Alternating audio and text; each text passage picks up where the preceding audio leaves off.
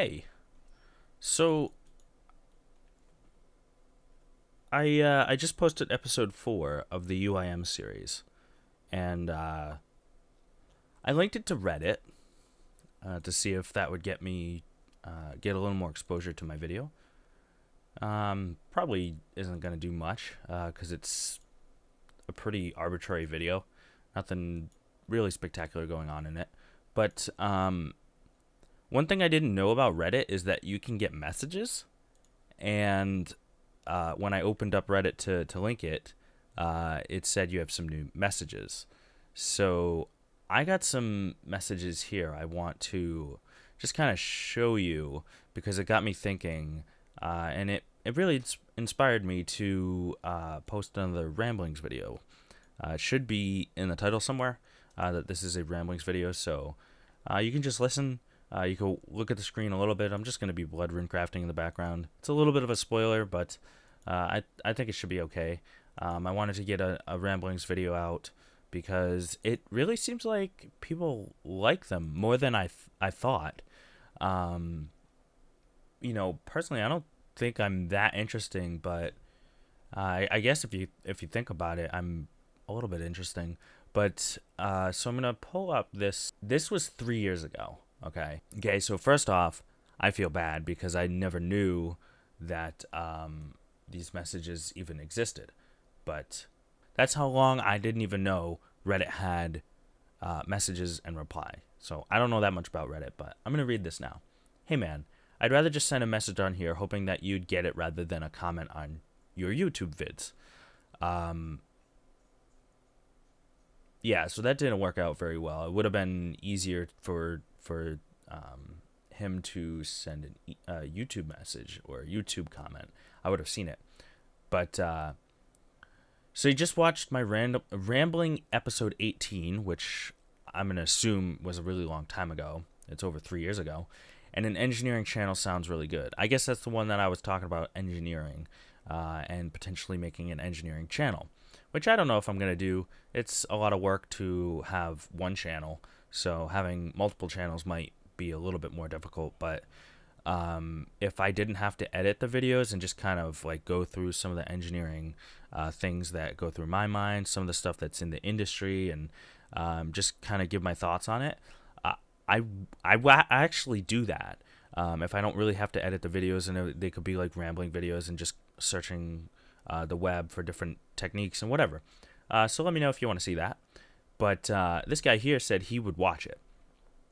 From what I can tell, we're about the same age, same stage of our engineering careers. Currently in my last semester of university and about to graduate in 2 months. Kind of scary.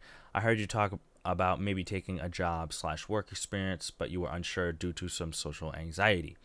I was in the same boat, scared to talk to people and way too nervous. Then I finally got some work placement. It's a requirement in Australia to do 3 months professional work before you graduate, and really just said F it and got out there. Once I got into it, I found that social anxiety that I had slowly went away over those few months. Before the placement, which was volunteer work, I was very nervous in social situations. I had a job interview that was just basically a car crash, and it couldn't have been worse.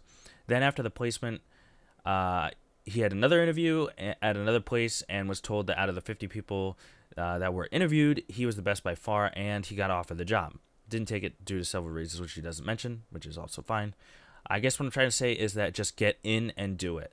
It may be hard and scary at first. I know I've been there, but once you get into it, there'll be nothing to worry about.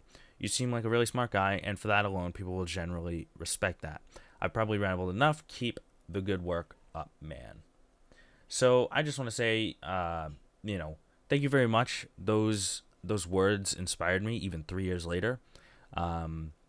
Who knows? I may not have been inspired 3 years ago. Probably would have, but even more so, it's pretty cool because now it's like, okay, the guy graduated like 3 years ago. I'm kind of interested to see what he's been up to. So I responded and explained kind of what I've been doing, just very briefly. I didn't want to, say too much, but say, hey brother, super apologies for not responding sooner. I've not checked Reddit in years and didn't even know messages could be sent. how are you doing now? A lot has happened in the last few years in my own engineering career and personal growth. I found as well that getting out and just doing it really helps with the social anxiety. So we're both kind of on this page. So if anybody out there, that's watching right now, if you have social anxiety or whatever, as long as it's not, I would say, like panic attack inducing to do such things, I would say, again, go out there and try some stuff. It doesn't have to be like super involved, but for me personally, I worked at Biogen last year, which is near Boston, and it was an integral part of update. I was an integral part of updating their maintenance management procedures. I ended up managing a lot of mid to large scale projects for them as well. It was a really good experience. But currently now, I just explained that I'm working on trying to be self-employed as an engineer or content creator again. And I just wanted to know how he was doing. But so I kind of want to go into, before I read the next one, I want to go into sort of like, how it helped my social anxiety. All right. So when I worked at this company, I thought I was going to be behind a computer and do write up new procedures for starting and stopping different pieces of equipment, such as fans, pumps, condensers, you name it. Basically, it was an industrial kind of job where Biogen doesn't make their neuro pharmaceuticals, but they do research and development. So there's a lot of labs over there, but those labs require cooling, heating, distilled water, deionized water, reverse, I guess RODI, they call it RODI, which is reverse osmosis deionization. So they had pretty big units in the basement for those. It varied. There were 6 buildings, and each of the buildings had anywhere from 6 to 7 floors on them, where the top floors were basically all of the mechanical equipment for the heating and the cooling, and then some of the basements had that as well. And then they had rooms for the water coming in from the city, and then treating that water usually was in the basement. But the thing is, like, the stuff was already installed. The stuff was pretty old. A lot of the stuff was like 20 years old, maybe even older. Some of the stuff was updated, new.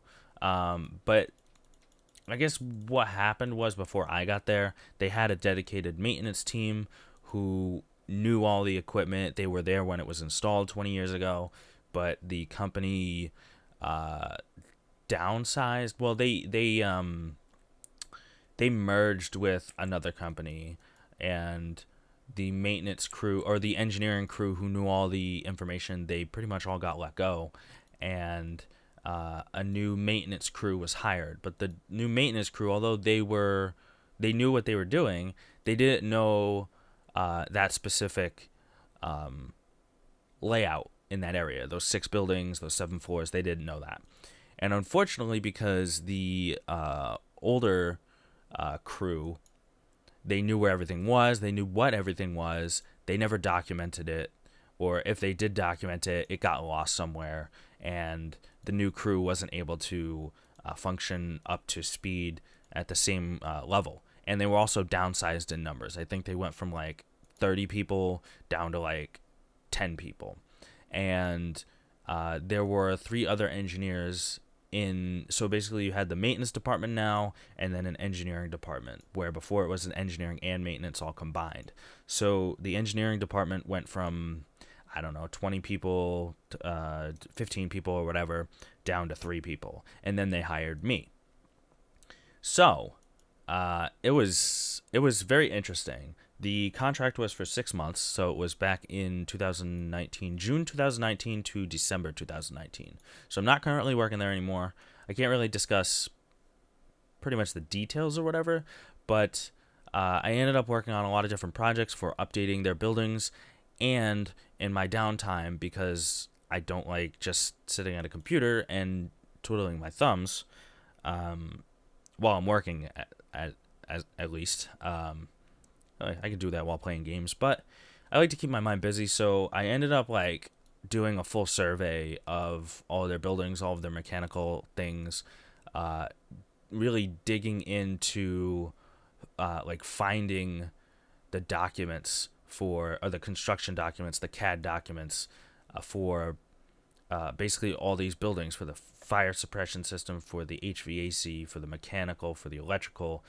It was very difficult. I had to put a lot of pieces together. I worked with some really cool people, some really great minds, and that sort of thing. But for the majority of it, I kind of did most of it myself. Now, where the social anxiety bit comes in is not that, because, surveying equipment and whatever isn't, it doesn't take a social aspect. You can pretty much do that by yourself. Look up documents, figure out what is what. Because I came in there as a civil engineer, didn't really know what turbines and pumps and piping and HVAC and electrical. I didn't really know any of that. I learned some of it in school, but that doesn't really stick if your major is something other than what you take like one class of. So I had to learn a lot of stuff, but it was a really good experience. Now, where the social anxiety part came in was the project management. So project management isn't particularly something that I'm new to. The job with the drainage project was it was not project management in the sense that I'm telling people what to do and there's multiple projects to work on and I got to juggle multiple projects. It was one project. It was one very large project. It was just a management of a project, basically. So I had that experience, but I didn't have project management in the sense that multiple projects, we're talking, okay, at the beginning it was like two or three, but I had super social anxiety because I didn't want to like talk to people. I didn't want to have to, like talk to people about something I don't know anything about. So it was very daunting to me because part of my social anxiety is if I don't know about something, I can't talk to someone about that something. I have to at least have something in front of me be in front of me so I can be backed up by something and, have some sort of knowledge so I don't look like an idiot. It's kind of like a embarrassment factor, social anxiety. It's a self-conscious, like, I want people to like me. I want people to think that I'm not dumb, that sort of thing. Which in reality, we're all dumb at some point. We all make mistakes. We all have to start somewhere and learn. Otherwise, we don't learn that thing. Like there was a time where you didn't know that thing. And yeah, you were dumb. And yeah, I was dumb. But it's a matter of learning and being open-minded to learning that new thing and not really caring about what others are thinking or judging, because you don't know what other people are thinking. You don't know if they are judging you. In most cases, they don't care. They're not judging you. They know, I mean, especially if you're working with people who have been in the industry, they know that you're new. They know what it's like being new because they were new at one point. And I met a lot of great people when I was working, during the project management, and some of them I still talk to today. They have my number and we text and whatever, and we were talking about the virus and how that's going to affect their business and what they're doing. So basically, with the project management, we would subcontract out to a couple of different companies that did specific work, like a plumber.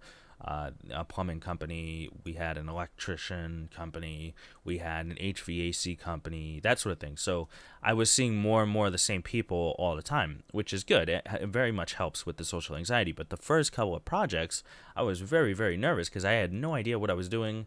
They just kind of like threw me in there and said, let's see what you can do. So at that point, I just did it. I was like, all right, what do I need to do to make this work? And I just started learning. First couple of days of that was just me looking up stuff on the internet, just trying to figure out what, these, all the terms mean in the different industries and how I can speak better to these people so I know what I'm talking about, so I can understand what they're talking about. And you know what? I also asked them a lot of questions. I let them know, I said, hey, I'm a civil engineer. I don't know anything about HVAC. Could you explain what that term means? What does the airflow do here? What does that do there? And they have no problem talking. They have no problem. Um, it helps them feel good for teaching someone. It helps me feel good for learning something. It's a win-win, and I learned a ton. So as the contract went on, like I said, it was a 6-month contract. By the end of the contract, I had completed. I had started. Some of them were old projects that they wanted to work on from like 2017, and then just chucked them at me and said, "Hey, can you see if you can start this one?" Right. So at the end of it, I think I completed 32 entire projects in 6 months. I led them. I worked with the contractors. We got it done. And then at the same time, because they didn't have CAD drawings and that sort of thing, it wasn't easy for them to produce finalized drawings of their updated, like after they completed the work. So what I did while they were doing the work, I went and I found the CAD documents. I went and found the construction documents, even if they were from 2000 or if they were from 2008 or if they were from 2019. Let's say they just did a project. And then there was a designated CAD drawer there, which I didn't do the CAD, but there was one designated person for 7 buildings. It's crazy. So that part of the project, they haven't, at the time of me leaving, they didn't, or the contract end, they didn't have, everything up to date. But what they did have up to date was all the electrical and building, and 3 of the buildings, 3 out of the 6 buildings, and the other 3 were already semi up to date. So they were working on that, and then they were working on the steam as well. So they're probably working on that now. But regardless, I took inventory and survey of all the equipment that they currently have, the age, the model, the specs on those, because when a maintenance person comes in, they get some sort of report, a computerized report of what the part is and that sort of thing, but they didn't have that before.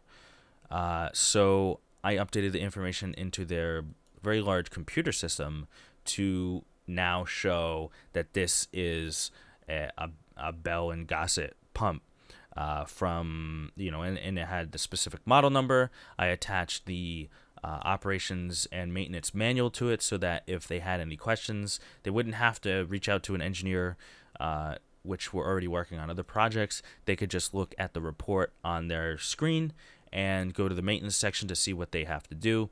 And then also I incorporated that manual into a step-by-step procedure for them to do the maintenance. And all this is in 6 months. So from pretty much 0 to 100 real fast, the anxiety left my system. And that's pretty much what I wanted to explain there. So I want to look at the second, and also just to touch on the engineering channel bit.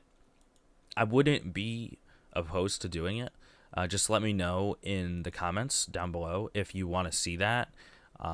If enough people see that, and if I see that enough people want that, I might do it.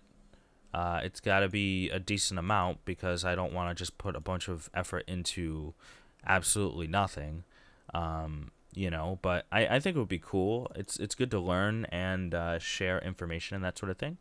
But let me get to this. Oh, he sent a reply. Actually, let me read his reply. So it was 23 minutes ago. So literally like a couple minutes before I started this video. Hey man, completely forgot I sent this. I was expecting to see you in the race to 200 mil archaeology. I saw you went dark on the content side for a while, but saw you've started streaming again. I tune in every now and again, but I'm much more an RS3 guy than old school, which is totally fine. Work life is going well. Had a bit of a rocky start out of uni with crap jobs, but I've been in my dream job for about 2 years now. Oh, very good. Defense industry. Self-employment is the dream one day. Even though I love my job, I hate working for someone and working on their terms. I'm glad you're making it happen now. I'm trying to make it happen. Hope you're remaining safe and unaffected by the coronavirus. I'll try tuning into your streams more. Perfect. That's awesome, man. Very good to hear from you. Let me just see if I can ask him if it's okay to put his comment on the video. Okay, so I asked him. We'll see if he responds. But so I want to go to this next one. This one is from Deleted, so I have absolutely no idea who it is. But regardless, it's a pretty good comment, and it also saves me from having to keep it from the video, I guess. So say, hello, Scuzzy. I watch a lot of your videos, even the rambling ones where you were when you were unemployed gave me good vibes while escaping, which technically inspired me to make this.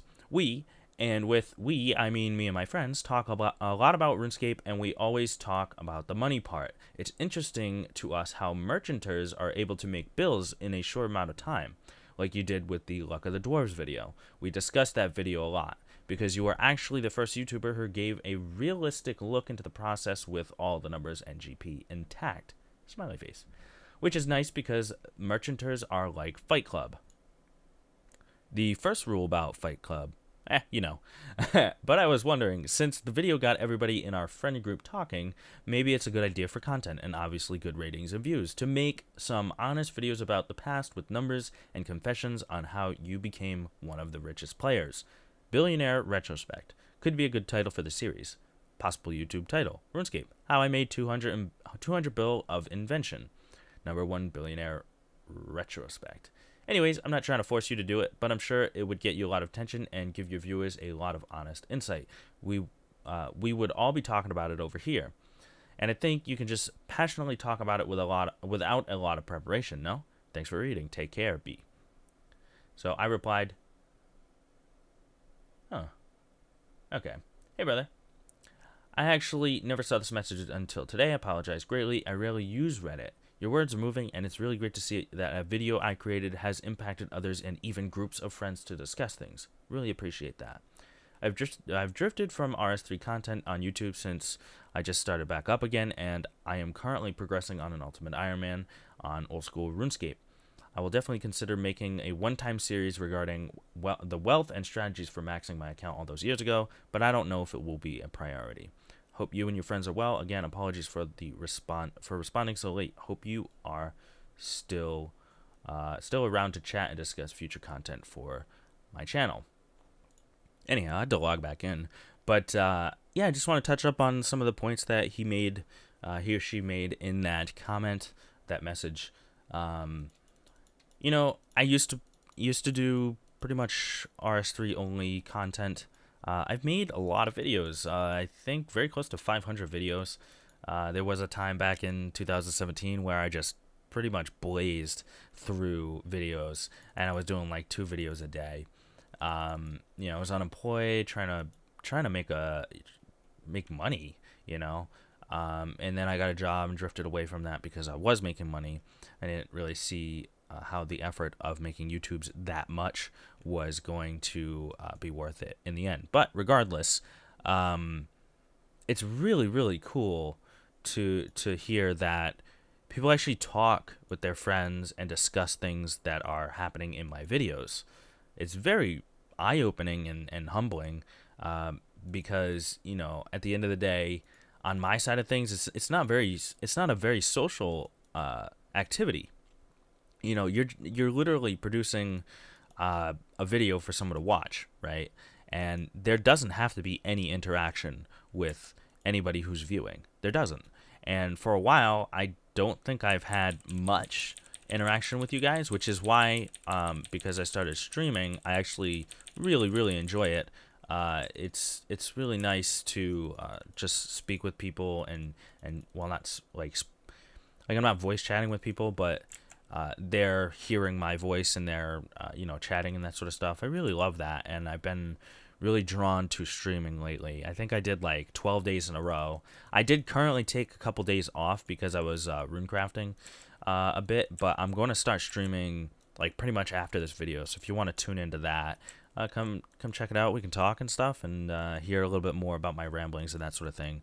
But as far as making this type of series, I don't know if I want to do that on my account. I don't want to be switching back and forth from RS3 to old school RuneScape, and my focus right now is the Ultimate Iron Man and everything that comes with that. So I'd have to really be persuaded by you guys in the comments to make content like that. And if I did make if I did make content like that, it would just be a one-time series. It would be a short series, maybe 2 or 3 episodes, just kind of discussing the strategies and the ways I made money on the account. I don't think it's going to take much more than 2 or 3 episodes to make, probably 15 minutes each, something like that. It will be a little bit rambly as well, but at the end of the day, I don't see a reason to do that unless a ton of people actually want it. So if you want it, make sure to like this video and then comment if you want it, because that's like the easiest way for me to tell, because I don't ask for likes ever, really. And so if I see there's a lot of likes on this video, much more than average, then and the average is around 35 to 40, really depends on, you know, who's active still and that sort of thing. But if it gets like, I don't know, 60, 70, 100 likes, something like that, then I'll know that you guys are talking about, hey, I want to see that little mini series from RS3 to see, you know, the how you got the experience, how you got the money, that sort of thing. So that's all I'll say about that. I think that's enough for this episode. It's almost 30 minutes, which is a bit long for ramblings. I wanted to keep it to 20 minutes, but I think it's okay. We talked about a lot of different things, got you caught up a little bit on my personal life, not so much on RuneScape, but also the personal life, the YouTube stuff, the streaming stuff. I think that's all I need to say, but I will probably start making more rambling videos. Just let me know, again, by liking or commenting, that sort of thing. So there's just three points in the video. If you like the video, then like it, I guess. If you want to see me do each of these series, each of these videos or whatever, then let me know. And then if you want to see an engineering channel, also let me know. And I'm not going to do any of those unless I see a lot of support, because it's a lot of work. It would be a lot of work. I would need to see a lot of support. And then the last thing, if you want to see me stream, it'll be in the description, and I will be live probably when this video goes up. So hope you guys enjoyed, and hope this wasn't too much of a spoiler. I'll see you in the next video in 2 days. Peace.